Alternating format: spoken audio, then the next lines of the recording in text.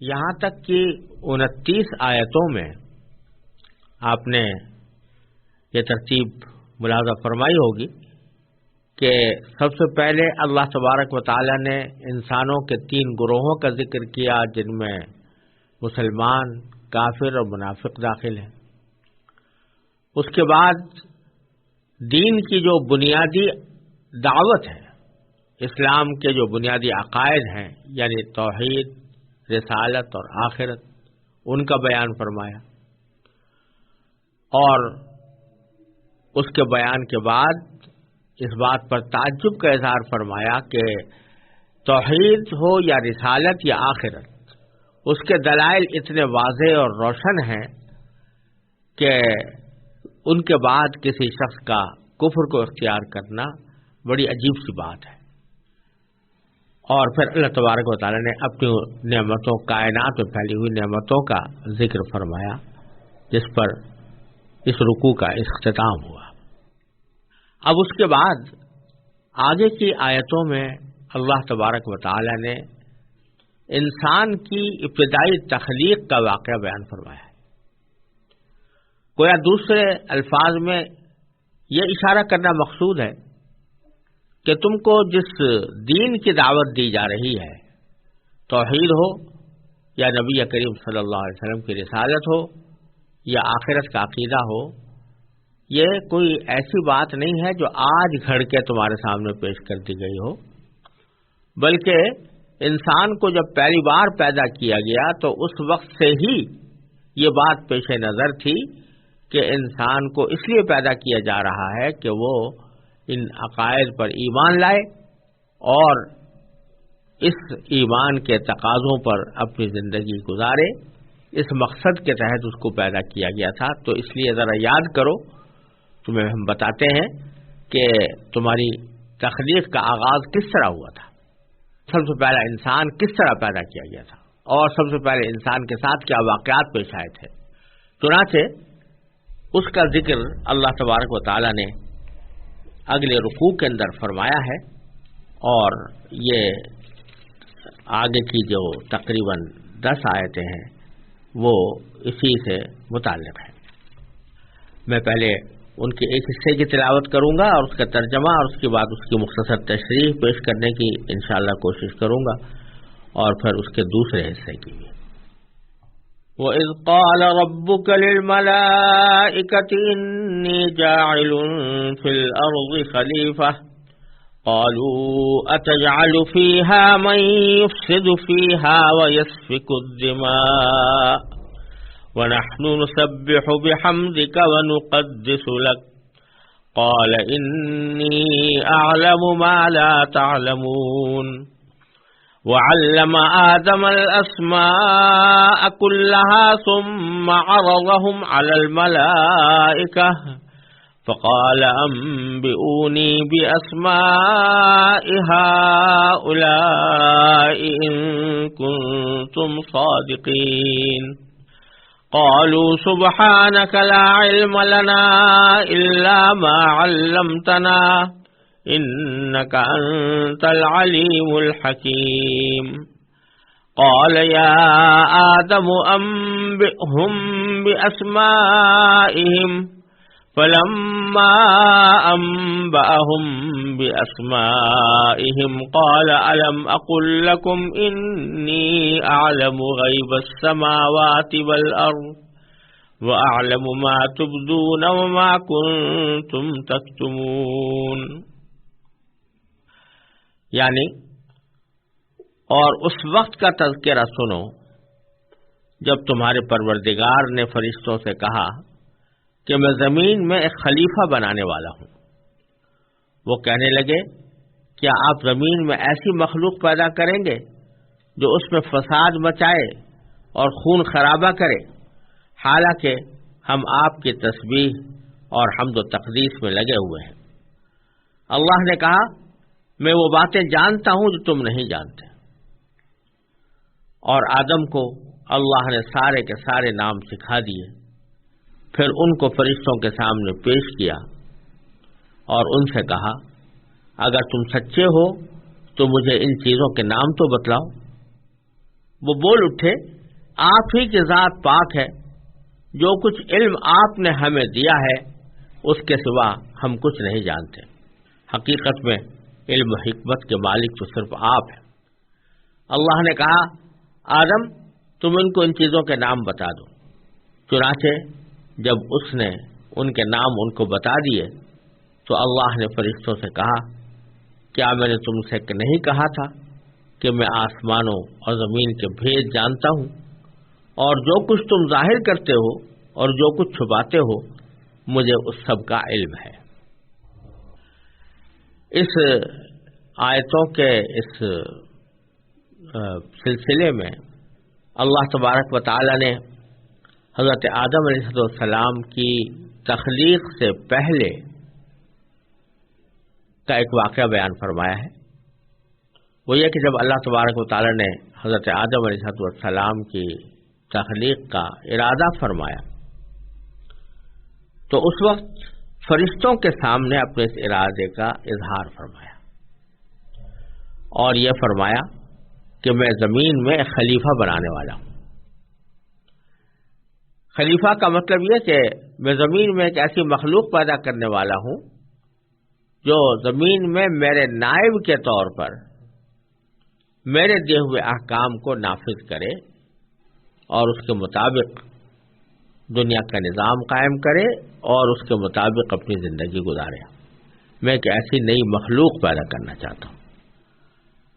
آپ نے اللہ تبارک و تعالیٰ نے اس مخلوق کا جب ذکر فرمایا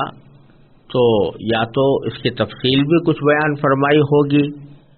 یا فرشتے اس کے نتیجے میں یہ بات سمجھ گئے ہوں گے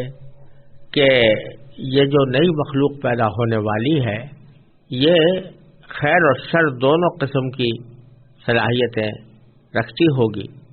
اس میں اچھائی کی بھی صلاحیت ہوگی اور برائی کی بھی ہوگی۔ دوسری طرف ہم فرشتے جو اب تک اس کائنات میں اللہ تبارک و تعالیٰ کی سب سے بڑی جاندار مخلوق ہے، تو وہ ہم ایسے ہیں کہ ہمیں اللہ تعالیٰ نے بنایا ہی اس طرح ہے کہ نہ اس میں کسی شر کا احتمال ہے نہ کسی فساد کا احتمال ہے۔ ہم تو دن رات اللہ تعالیٰ کی تسبیح و تقدیس میں لگے رہتے ہیں۔ لہذا یہ جو نئی مخلوق پیدا ہو رہی ہے اس کا مطلب کیا ہے، کیوں اس کو پیدا کیا جا رہا ہے، اس واسطے انہوں نے اللہ تبارک و تعالیٰ سے یہ پوچھا۔ یہ پوچھنا بطور اعتراض کے نہیں تھا بلکہ ایک چیز کی حکمت سمجھنے مقصود تھی کہ قالوا اتجعل فیہا من یفسد فیہا ویسفک الدماء، انہوں نے کہا کیا آپ اس میں ایسے مخلوق پیدا کریں گے جو اس میں فساد مچائے اور خون خرابہ کرے۔ یہ جو انہوں نے انسانوں کی تخلیق کے ساتھ فساد مچانے اور خون خرابہ کرنے کا ذکر خاص طور پر کیا، اس کی دو وجہ ہو سکتی ہیں۔ ایک وجہ تو بعض حضرات مفسرین نے یہ بیان فرمائی ہے کہ انسان کی تخلیق سے پہلے اس کائنات میں یا اس زمین پر جنات آباد تھے۔ اللہ تبارک و تعالیٰ نے جنات کو پیدا کیا تھا۔ یہ بات تو خود قرآن کریم نے ایک جگہ بیان فرمائی ہے کہ جنات کا سب سے پہلا فرد الجان، اس کو ہم نے اس انسان سے پہلے آگ سے پیدا کیا تھا۔ ظاہر ہے کہ وہ پیدا ہونے کے بعد اس کی مخلوق بھی بڑی ہوگی، اس کی نسل بھی بڑی ہوگی اور وہ مخلوق ایک دنیا میں آباد رہی۔ اس کا بھی حال یہ تھا کہ اس میں یا تو خیر اور شر دونوں کی صلاحیتیں تھی یا صرف شر کی ہوگی۔ تو انہوں نے زمین میں فساد مچایا تھا، فرشتوں نے اس کا مشاہدہ کیا تھا کہ زمین میں ایک دوسرے لڑ رہے ہیں، ایک دوسرے سے برسر پیکار ہیں، خون بہا رہے ہیں۔ تو غرض زمین کو ایک فساد کا اور خون خرابے کا مرکز بنا دیا تھا انہوں نے۔ کیونکہ فرشتوں کے سامنے یہ مثال پہلے سے موجود تھی، اس لیے انہوں نے سمجھا کہ انسان جب دنیا میں جائے گا اور اس کے اندر بھی خیر و شر دونوں کی صلاحیتیں ہوں گی تو وہ بھی زمین میں فساد مچائے گا اور خون خرابہ کرے گا۔ تو اس لیے ان کی سمجھ میں نہیں آئی یہ بات کہ اللہ تعالیٰ کیوں پیدا کرنا چاہتے ہیں، اس لیے انہوں نے بطور سوال کے یہ بات کہی کہ کیا آپ ایسے مخلوق کو پیدا کریں گے جو اس میں فساد مچائے اور خون خرابہ کرے۔ اور دوسری طرف انہوں نے اس بات کا اپنے اظہار کیا کہ اگر جہاں تک آپ کی عبادت کا اور تسبیح و تقدیس کا تعلق ہے اس کے لیے ہم موجود ہیں اور ہم پہلے سے اسی کام میں لگے ہوئے ہیں. تو اس نے فرمایا وَنَحْنُ نُسَبِّحُ بِحَمْدِكَ وَنُقَدِّسُ لَكَ، ہم آپ کی تسبیح اور حمد و تقدیس میں لگے ہوئے ہیں. تو پھر بظاہر کسی نئی مخلوق کو پیدا کرنے کی کوئی ضرورت ہماری سمجھ میں نہیں آ رہی. اللہ تبارک و تعالی نے اس کے دو جواب دیے، ان کے اس سوال کے دو جواب دیے. ایک جواب تو حاکمانہ انداز کا دیا، فرمایا کہ قال انی اعلم ما لا تعلمون، کہ میں وہ باتیں جانتا ہوں جو تم نہیں جانتے. یعنی میں جس حکمت کے تحت اس نئی مخلوق کو پیدا کر کے زمین میں بھیجنے والا ہوں، اس حکمت کو تم صحیح طور پر سمجھ نہیں سکتے، اس کے بارے میں تمہیں علم نہیں ہے. یہ جواب تو ایک حاکمانہ انداز کا دیا کہ حکمت کا سمجھنا تمہارے لیے کوئی ضروری نہیں. اور یہاں یہ سبق بھی دے دیا، اور یہ سبق ہم سب کے لیے ایک بہت اہم سبق ہے کہ اللہ تبارک و تعالی جب کسی چیز کا فیصلہ فرما لے یا کسی چیز کا حکم دے دے تو پھر بندے کو اس کے تسلیم کرنے کے لیے اس کی حکمت کا جاننا کوئی ضروری نہیں. اللہ تعالیٰ کے یقیناً ہر کام میں حکمت ہوتی ہے، ہر کام میں مصلحت ہوتی ہے، لیکن یہ ضروری نہیں کہ ہر انسان کی سمجھ میں وہ حکمت اور مصلحت آ بھی جائے. لہذا اگر اللہ تبارک و تعالیٰ کسی کام کو کرنے کا حکم دے رہے ہیں یا کسی کام سے بچنے کا حکم دے رہے ہیں تو اس کی حکمت اور مصلحت ہماری سمجھ میں آئے یا نہ آئے، ہمیں اس کے آگے سے تسلیم خم کرنا چاہیے اور اس حکم کو ماننا چاہیے، کیونکہ اس کی حکمت اور مصلحت کا سمجھ میں آنا ہمارے لیے ضروری نہیں. بہت سی باتیں ایسی ہیں جو اللہ تعالیٰ اپنی حکمت اور مصلحت سے کرتے ہیں، لیکن ہم جیسی لوگوں کی محدود عقل ان کا حکمت کا یا مصلحت کا احاطہ نہیں کر پاتی.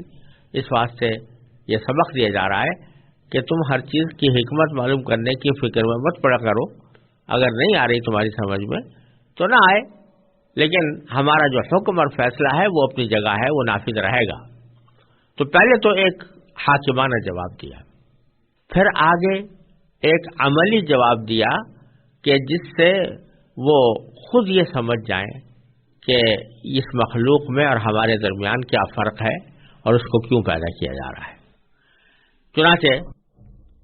اللہ تبارک و تعالی آگے ارشاد فرماتے ہیں کہ وَعَلَّمَ آدَمَ الْأَسْمَاءَ كُلَّهَا، اللہ تعالیٰ نے آدم علیہ السلام کو پیدا کرنے کے بعد ان کو تمام نام سکھا دیے، سارے کے سارے نام سکھا دیے. نام کیا سکھا دیے؟ نام سکھانے سے کیا مراد ہے؟ بظاہر روایات کی روشنی میں بھی اور قرآن کریم کے سیاق و سباق کی روشنی میں بھی نام سکھانے کا مطلب یہ ہے کہ اس دنیا میں جب انسان کو بھیجا جائے گا تو دنیا میں بھیجنے کے بعد کچھ ایسی چیزیں پیدا ہوں گی کہ جو فرشتے ان کا پوری طرح ادراک نہیں کر پاتے. انسان کے زمین پر زندگی گزارنے کے لیے کچھ لوازم ہوں گے، کچھ ضروریات ہوں گی، کچھ حاجتیں ہوں گی جو انسان کو پیش آئیں گی. ان سب کی تفصیل اللہ تبارک و تعالیٰ نے آدم علیہ السلام کو سکھائی. ان میں سے بہت سی چیزیں ایسی تھیں کہ جن کا تصور ہی فرشتے کر نہیں سکتے تھے، اس لیے کہ ان کی طبیعت میں وہ بات رکھی ہی نہیں گئی. مثال کے طور پر بھوک. اب بھوک فرشتوں کو نہیں لگتی، نہ وہ ان کو ضرورت ہوتی ہے، تو اس بھوک کی کیفیت کو صحیح طرح سمجھ نہیں سکتے. پیاس ہے، یہ انسان کو لگتی ہے، فرشتے کو نہیں لگتی، تو اس کی حقیقت کو فرشتے سمجھ نہیں سکتے. اسی طرح طبیعت اور مزاج کی بہت سی باتیں ایسی ہوتی ہیں جو انسان کی طبیعت میں اور مزاج میں بدیت کی گئی ہے، لیکن فرشتے اس طبیعت اور مزاج کو نہ سمجھ سکتے ہیں اور نہ وہ طبیعت اور مزاج ان کے اندر موجود ہوتا ہے۔ اسی طرح انسان کے استعمال کی بہت ساری چیزیں ایسی ہیں جو دنیا کے اندر وہ استعمال کرتا ہے اور اس سے نفع اٹھاتا ہے، فرشتوں کو ان کی ضرورت نہیں ہوتی۔ تو یہ جو علم عطا کیا گیا آدم علیہ السلام کو، علم آدم الاسماء کلھا، اس کے معنی یہ کہ زمین کے اندر جتنی چیزیں پیدا ہونے والی تھیں اور جن کی انسان کو ضرورت پڑ سکتی تھی، ان چیزوں کے نام، ان کی خاصیتیں اور ان سے پیدا ہونے والی کیفیات اور ان کے نتائج، یہ سارا کا سارا علم اللہ تبارک و تعالی نے حضرت آدم علیہ السلام کو عطا فرمایا، جو اس کائنات کے پہلے انسان تھے۔ کیونکہ پہلے انسان تھے اس لیے ان کو سارا یہ علم عطا کر دیا گیا۔ اور یہ بھی کسی دلیل سے ثابت نہیں ہے، بلکہ دلائل سے یہی معلوم ہوتا ہے کہ جس وقت آدم علیہ السلام کو یہ اسماء کا یہ علم دیا جا رہا تھا، یعنی اشیاء کی خاصیتوں کا علم، ان کے ناموں کا علم، طبائع اور مزاجوں کا علم، کیفیات کا علم، جس وقت یہ علم حضرت آدم علیہ السلام کو دیا جا رہا تھا یا سکھایا جا رہا تھا، اس وقت میں فرشتے موجود تھے، وہ بھی سن رہے تھے۔ لیکن چونکہ انسان کی طبیعت اور مزاج ان چیزوں کو سمجھ سکتا تھا، اللہ تعالیٰ نے اس کا مزاج، اس کی طبیعت، اس کی فہم ایسی بنائی کہ اس کی وجہ سے وہ ان باتوں کو سمجھ سکتا تھا اور یاد بھی کر سکتا تھا۔ لیکن فرشتوں کی طبیعت اور مزاج بالکل مختلف ہے، وہ ان باتوں کو نہ سمجھ سکتے ہیں نہ اس کا تصور کر سکتے ہیں۔ تو اگرچہ وہ تعلیم کے وقت میں وہ بھی موجود تھے، لیکن وہ نہ اس کو پوری طرح سمجھ پائے، نہ ان کو یاد رکھ پائے اور نہ ان کو ہضم کر پائے۔ تو اس لیے اللہ تبارک و تعالی نے ان کو دکھانے کے لیے یہ کہا کہ ثم عرضهم علی الملائکہ، آدم علیہ السلام کو سارے اسماء سکھا دیے اور پھر ان کو ملائکہ پر پیش کیا، فرشتوں کے سامنے پیش کیا اور ان سے کہا فقال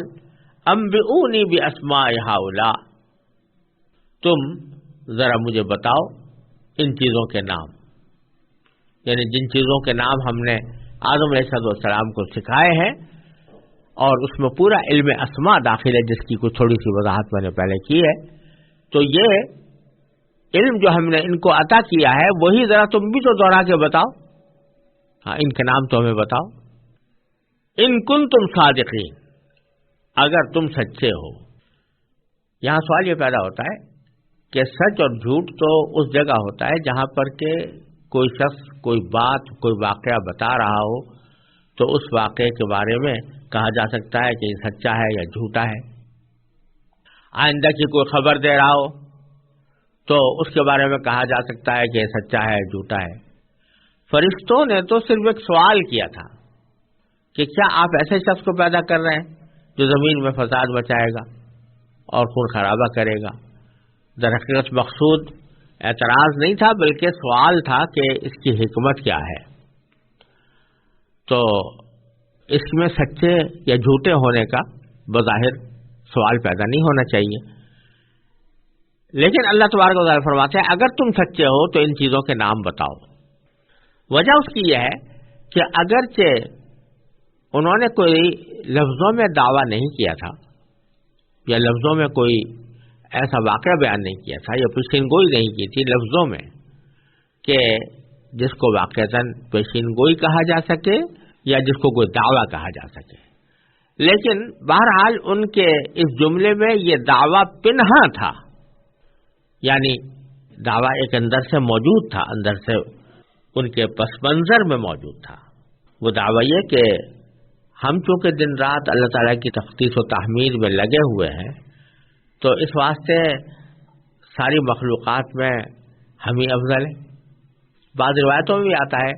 کہ بعض فرشتے یہ کہا کرتے تھے کہ اب اللہ تعالیٰ ہم سے بڑھ کر کوئی اور افضل مخلوق پیدا نہیں کرے گا۔ اس طرح کی باتیں ملائکہ میں فرشتوں میں ہوتی رہتی تھی۔ تو چونکہ ان کے سوال میں یہ دعویٰ پنہا تھا کہ وہ افضل ترین مخلوق ہیں، اس لیے اللہ تعالیٰ نے فرمایا اگر تم اس دعوے میں سچے ہو تو ذرا ان چیزوں کے نام تو بتاؤ جو میں نے آدم کو سکھائی ہیں، ان کے نام بتاؤ۔ تو انہوں نے جواب میں کہا قالوا سبحانک، اے اللہ ہم آپ کی پاکی بیان کرتے ہیں، پاک ہے آپ کی ذات، لا علم لنا الا ما علمتنا، ہمیں تو کوئی اور علم ہے نہیں سوائے ان باتوں کے جو آپ نے ہمیں سکھا دیا۔ یعنی جس چیز کے سیکھنے کی صلاحیت آپ نے عطا فرما دی وہ تو بے شک ہمارے علم میں آ گئی، وہ ہم نے سیکھ لی، لیکن جس چیز کی سیکھنے کی آپ نے ہم میں صلاحیت ہی نہیں رکھی تو وہ اگرچہ ہمارے سامنے سکھا بھی دی گئی ہو